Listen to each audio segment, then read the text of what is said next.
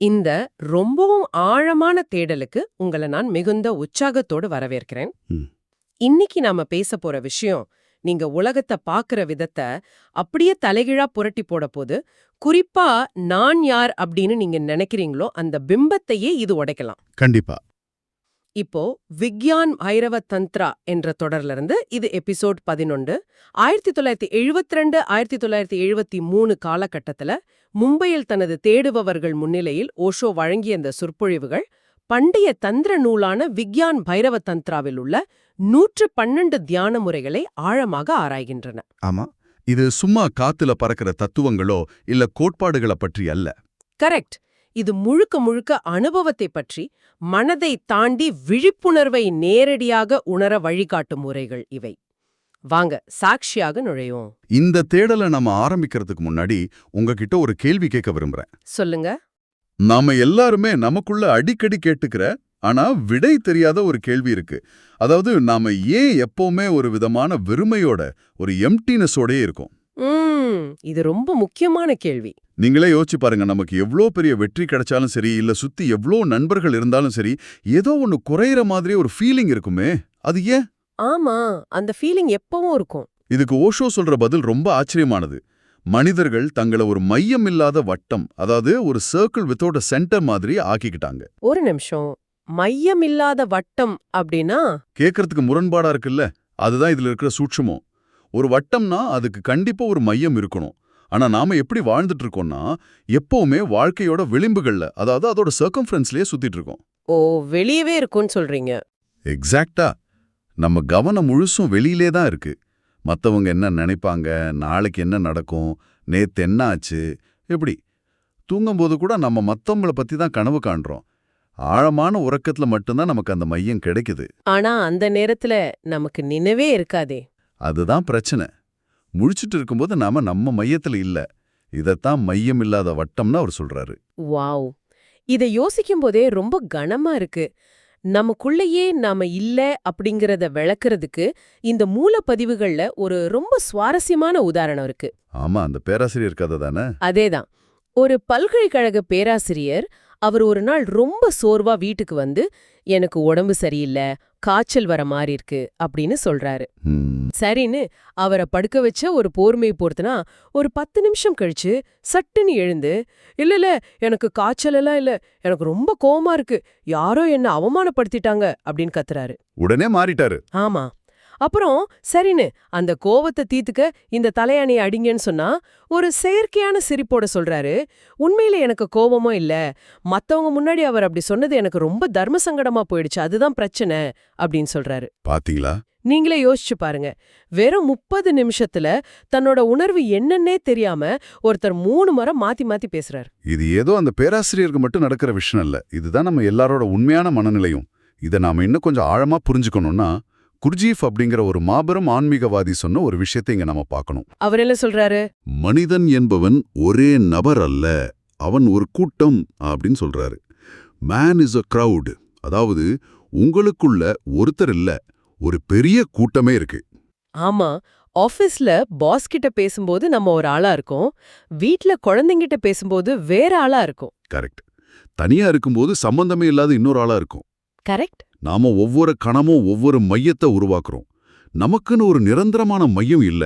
அதனாலதான் நம்மால எதை பத்தியும் உறுதியா இருக்க முடியறதில்ல. நேத்திருந்த காதல் இன்னைக்கு வெறுப்பா மாறுறதும் அதனாலதானா? எக்ஸாக்டா. எல்லாமே தற்காலிகம்தான். அப்போ அந்த நிரந்தர மையத்தை கண்டுபிடிப்பது எப்படி? உங்களோட ஒரிஜினல் சென்டர் எது? அதை கண்டுபிடிக்கிறதுக்கான வழிகள் தான் இந்த தந்திர முறைகள்.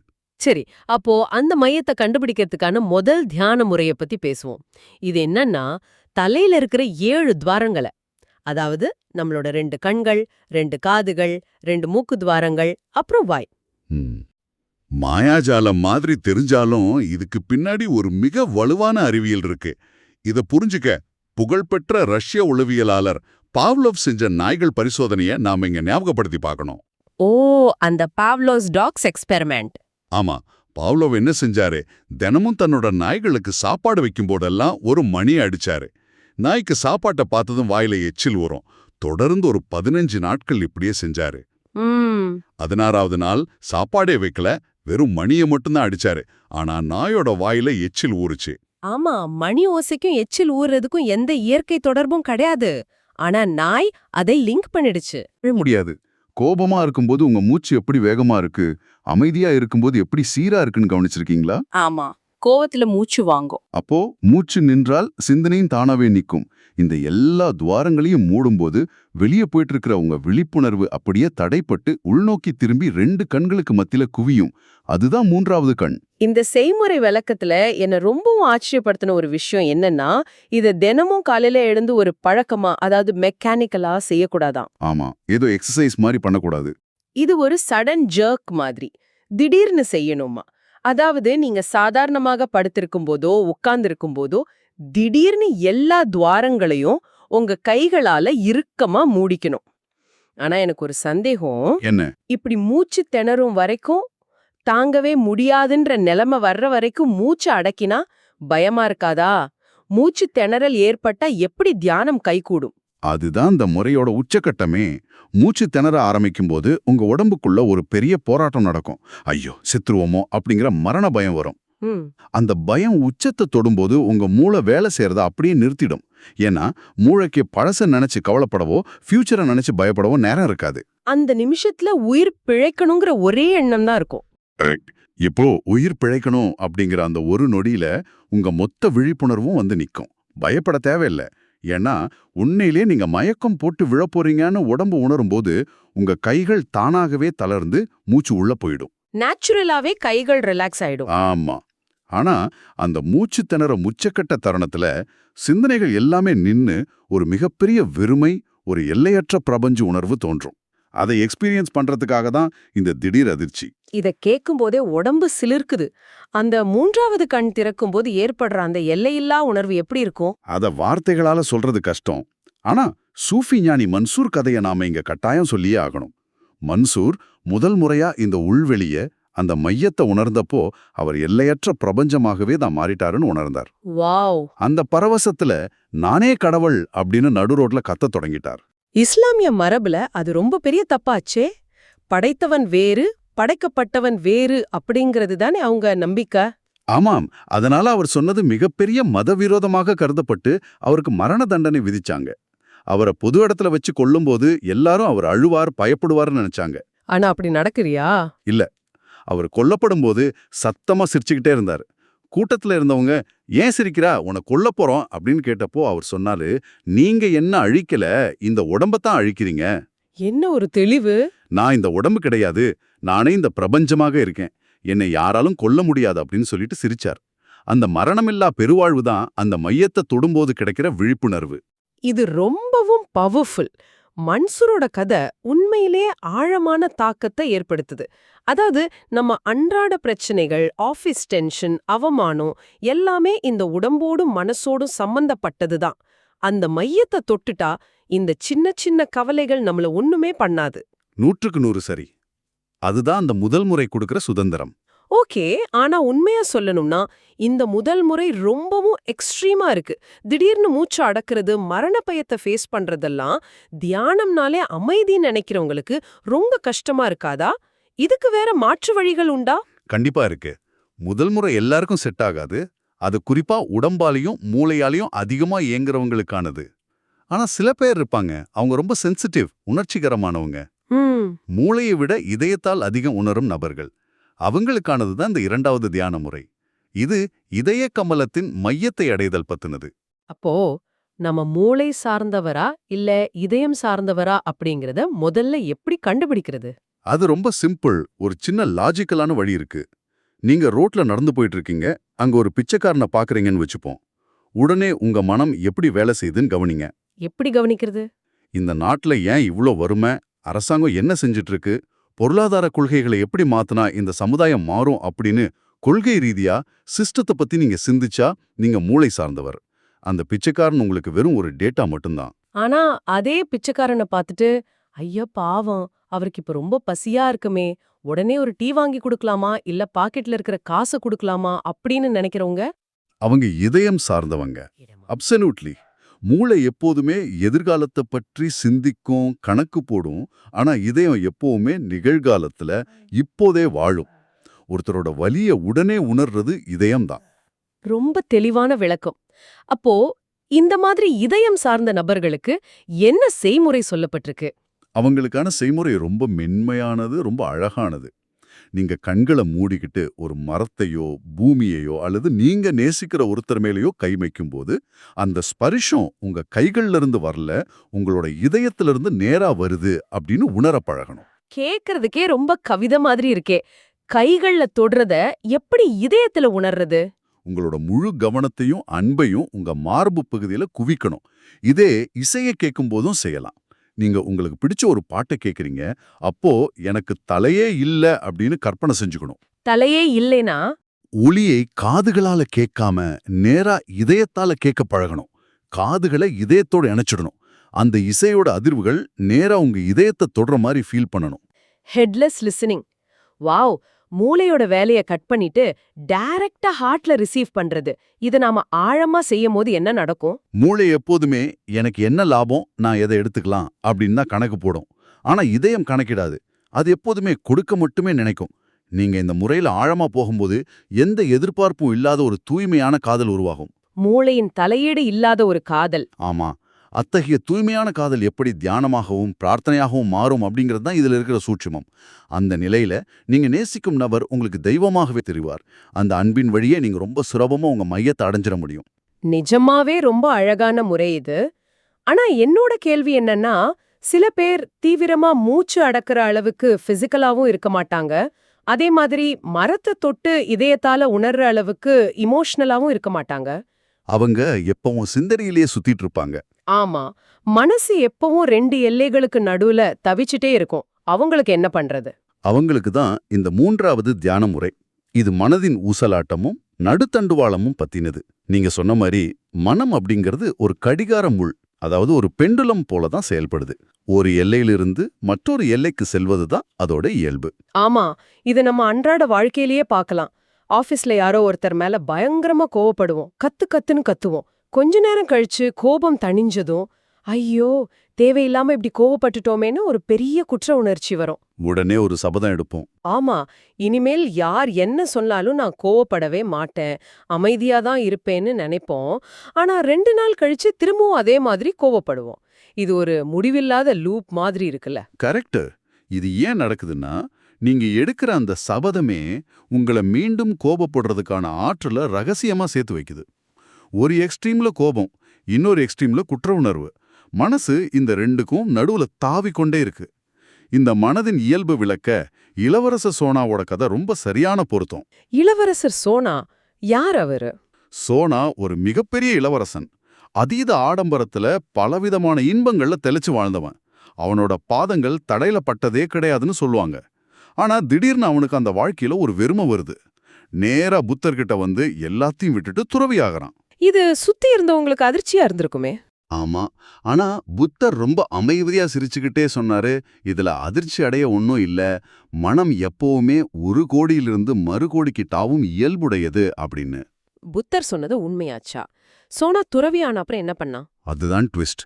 மத்த துறவிகள் எல்லாம் மரத்தடியில அமைதியா தியானம் பண்ணா, சோனா என்ன செஞ்சான் தெரியுமா? சுட்டெரிக்கிற வெயில்ல வெறும் பாயில நிர்வாணமா நின்னு தன்னைத்தானே தண்டிச்சுக்கிட்டான். உடம்ப வருத்தி சாப்பாட்டை விட்டுட்டு ரத்தம் வர்ற அளவுக்கு முள்பாதையில நடந்தான். ஆடம்பரத்தோட உச்சத்துல இருந்தவன் இப்போ தன்னை வருத்திக்கிறதோட உச்சத்துக்கு போயிட்டான். இதுவும் மனசோட ஒரு ஊசலாட்டம் தான். இதை பார்த்த புத்தர் அவனுக்கு புரிய வைக்க ஒரு நாள் அவன்கிட்ட போனார். பொய் என்ன சொன்னார்? புத்தர் அவன்கிட்ட ஒரு வீணை உதாரணத்தை கூறினார். சோனா, நீ அரண்மனையில இருக்கும்போது ஒரு சிறந்த வீணை இசைக்கலைஞனா இருந்து எனக்கு தெரியும். உன்கிட்ட ஒரு கேள்வி, வீணையோட நரம்புகள் ரொம்ப தளர்வா இருந்தா அதிலிருந்து இசை வருமா அப்படின்னு கேட்டார். தளர்வா இருந்த இசை வராதே. சோனாவும் கண்டிப்பா வராது அப்படின்னா, சரி அந்த நரம்புகள் ரொம்ப இறுக்கமா இருந்தா அப்படின்னு கேட்டார். அப்போதும் வராது, நரம்பு அருந்துடும், அது சரியா நடுவுல இருக்கணும், அப்பதான் இசை வரும் அப்படின்னு சோனா பதில் சொன்னான். ரொம்ப அழகான லாஜிக். உடனே புத்தர் சொன்னார், வாழ்க்கையும் அப்படிதான் சோனா. நீ முதல்ல ரொம்ப தளர்வா ஆடம்பரத்துல இருந்த, இப்போ ரொம்ப இறுக்கமா உன்னை வருத்திக்கிற. 2லயும் அமைதி கிடைக்காது, அது சரியா நடுவுல இருக்க வேண்டும் அப்படின்னு உணர்த்தினார். ரொம்ப அருமையான உதாரணம். ஆனா வாழ்க்கைய நடுத்தண்டவாளத்துல, அதாவது கரெக்டா நடுவுல செலுத்துறதுங்கிறது அவ்ளோ ஈஸியான விஷயமா? நாம எப்போதுமே உறவுகள்ல கூட ஏதோ ஒரு எல்லையில தானே நிக்கிறோம். கொஞ்ச நேரம் அதிகப்படியான பாசம், கொஞ்ச நேரம் சண்டேன்னு. அது உண்மைதான். இத பத்தி புகழ்பெற்ற உளவியலாளர் சிக்மண்ட் ஃப்ராய்ட் சொல்ற ஒரு விஷயத்தை நம்ம கவனிக்கணும். ஃப்ராய்ட் என்ன சொல்றாருன்னா, தம்பதிகளுக்கிடையே சண்டையே வரவில்லை என்றால் அந்த காதலே இல்லை என்கிறார். சண்டையே வரலன்னா காதலே இல்லையா? ஆமா, அவங்க 2 பேரும் இணையான கோடுகளை போல, அதாவது parallel லைன்ஸ் மாதிரி ஒருவரோடு ஒருவர் கலக்காமலோ எந்த உணர்ச்சியும் இல்லாமலோ வாழ்ந்துட்டு இருக்காங்கன்னு அர்த்தம். சாதாரண மனித காதல் அப்படிங்கிறது எப்பவுமே வெறுப்போடு இணைஞ்சதுதான். காலையில உயிருக்குயிரா காதல் வந்தா சாயங்காலம் பெரிய சண்டை வரும். இதுதான் சாதாரண மனதோட சுழற்சி. ஓ, அப்போ சண்டை போடுறது சகஜம்தான், அதுதான் காதல்னு சொல்றீங்களா? சாதாரண மனதுக்கு அதுதான் இயல்பு. ஆனா மனதை கடந்த ஒரு நிலை இருக்கு. அங்க இந்த ஊசலாட்டம் கிடையாது. இந்த ஒரு கொடியும் இல்ல, அந்த மறுகுடியும் இல்ல. அதுதான் புத்தரோட நிலை. இத புரிஞ்சுக்க புத்தர் தான் ஞானம் பெற்று 12 வருஷங்கள் கழிச்சு தன்னோட அரண்மனைக்கு திரும்பி அந்த நிகழ்வை நம்ம பார்க்கணும். ஆமா, அவரு ராத்திரியோட ராத்திரியா தம் மனைவி யசோதரையும் குழந்தையும் விட்டுட்டு காட்டுக்கு போயிட்டார் இல்லையா? 12 வருஷம் கழிச்சு திரும்பி வரும்போது என்ன ஆச்சு? ஊரே அவரை வரவேற்க அரண்மனை வாசல்ல காத்துட்டு இருந்துச்சு. எல்லாரும் அவர் காலில் விழுந்த ஆசீர்வாதம் வாங்கினாங்க. ஆனா ஒருத்தர் மட்டும் வரல. அது அவரோட மனைவி யசோதரை. அவங்க தன்னோட அறையில இருந்துகிட்டாங்க. இத பார்த்த புத்தர் சிரிச்சுக்கிட்டே தன்னோட சீடர்கள் கிட்ட சொன்னார், அவள் இன்னும் என் மேல கோவமா இருக்கிறாள், அதாவது அவள் இன்னும் என்ன நேசிக்கிறாள் அப்படின்னு. 12 வருஷம் ஒரு பொண்ணு காத்துட்டு இருந்தா கோவம் வரத்தானே செய்யும். அப்போ புத்தர் அவங்கள பார்க்க உள்ள போனாரா? ஆமா, புத்தர் யசோதரைய காண அவங்க அறைக்குள்ள போனார்.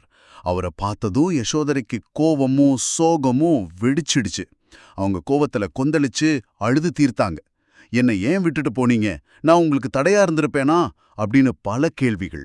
புத்தர் என்ன சொன்னார்? புத்தர் எதுவுமே பேசாம ரொம்ப அமைதியா ஒரு பெரும் கருணையோட அவங்களையே பார்த்துட்டு நின்னுட்டு இருந்தார். கொஞ்ச நேரத்துல அவங்களோட அந்த உணர்ச்சி பிரவாகம் ஓய்ஞ்சது. கோபம் தணிஞ்ச பின்னாடி புத்தர் மென்மையா கூறினார், யசோதரை, உன் கோபம் 100க்கு 100 நியாயமானது. ஆனா ஒரு விஷயத்த கவனி, நான் இப்போ அடைந்திருக்கிற இந்த அன்பிற்கு எதிர்ப்பதமே கிடையாது. அன்பிற்கு எதிர்ப்பதம் கிடையாதா? அப்படின்னா? சாதாரண மனித அன்பிற்கு வெறுப்பு அப்படிங்கிற எதிர்ப்பதம் எப்பவுமே உண்டு. கோபம் வரும், வெறுப்பு வரும். ஆனா மனதை கடந்த புத்தரோட அன்பிற்கு எதிர்ப்பதம் எதுவுமே இல்ல. யசோதரை கோவப்பட்டாலும் அவர் அன்புதான் செலுத்துறார். அமைதியா இருந்தாலும் அன்புதான் செலுத்துறார். அவர் எந்த எல்லையிலும் இல்ல. எக்ஸாக்டா, அவர் சரியா மையத்துல இருக்கார். அது எதையும் சாராத தூய்மையான மையப்பாதை. வாவ், எவ்ளோ நிகழ்ச்சியான ஒரு நிகழ்வு. இந்த 3 முறைகளை பத்தி இவ்ளோ நேரம் நாம பேசினதுல என் சிந்தனையே வேற ஒரு தளத்துக்கு சென்றது போல இருக்கு. ஒரு புது விழிப்புணர்வு கிடைச்ச மாதிரி ஃபீல் பண்றேன். ரொம்ப சந்தோஷம். சரி, இதை இவ்ளோ நேரம் கேட்டுக்கிட்டு இருக்கிறவங்களுக்கு இந்த 3 முறைகள்ல எது உங்களுக்கு ரொம்ப பொருத்தமானதுன்னு நினைக்கிறீங்க? அதுதான் இங்க நாம வைக்கிற முக்கியமான கேள்வி. இவ்ளோ நேரம் கேட்ட இந்த விஷயங்களை உங்க வாழ்க்கையில நீங்க எப்படி பயன்படுத்த போறீங்க? முதல் முறை சொன்ன மாதிரி மூச்சு பயிற்சியின் மூலம் ஏற்படுற அந்த திடீர் அதிர்ச்சியா? இல்ல, ஒவ்வொரு செயலையும் மூளையால கணக்கு போடாம மரத்தை தொடுறதோ இசைய கேட்கறதோ இதயத்தால் முழுமையா உணரும் முறையா? அல்லது கோபத்திற்கும் குற்றுணர்ச்சிக்கும் நடுவில் ஊசலாடாம நிக்கிற மையப்பாதையா? இதுல எது உங்க இயல்புக்கு ரொம்ப ஈஸியா வருதோ அதை நீங்க தேர்ந்தெடுக்கலாம். இந்த சிந்தனையோடு இன்றைய தேடலை நிறைவு செய்வோம். இறுதியாக உங்களுக்கு ஒரு சிந்தனையை தூண்டும் கேள்வியை வச்சு இது முடிக்க விரும்புறேன். அடுத்த முறை நீங்க ஒரு தீவிரமான உணர்ச்சிக்கு ஆளாகும்போது, அது உங்களை மீறி வர்ற கடுமையான கோபமாக இருக்கலாம், அல்லது அளவற்ற சோகமாக இருக்கலாம், இல்ல அதீத சந்தோஷமா கூட இருக்கலாம். உடனே அந்த உணர்வின் எதிர்முனைக்கு செல்லாமல், அதாவது கோபப்பட்ட உடனே குற்ற உணர்ச்சி கொள்ளாமல், சரியா நடுவுல நின்னு பாருங்க.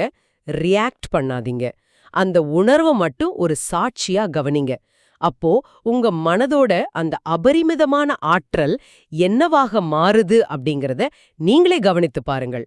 அந்த மையப்புள்ளியில நீங்க உங்களையே கண்டிப்பா புதிதாக கண்டுபிடிப்பீர்கள். கண்டிப்பா. இவ்ளோ நேரம் கேட்டதுக்கு ரொம்ப நன்றி. இந்த Tamil voice reads channel monetisation இல்லாம தான் நடக்குது. இந்த ஆடியோ புத்தகம் உங்களுக்கு பயன் தருது என்று நினைத்தால் இந்த முயற்சி தொடர்ந்து போக உங்க ஆதரவு மிகவும் உதவும். என்னுடைய இந்த முயற்சிக்கு நன்கொடை அளிக்க விருப்பம் இருந்தால் டிஸ்கிரிப்ஷன்ல கொடுக்கப்பட்டுள்ள UPI ID மூலம் வழங்கலாம்.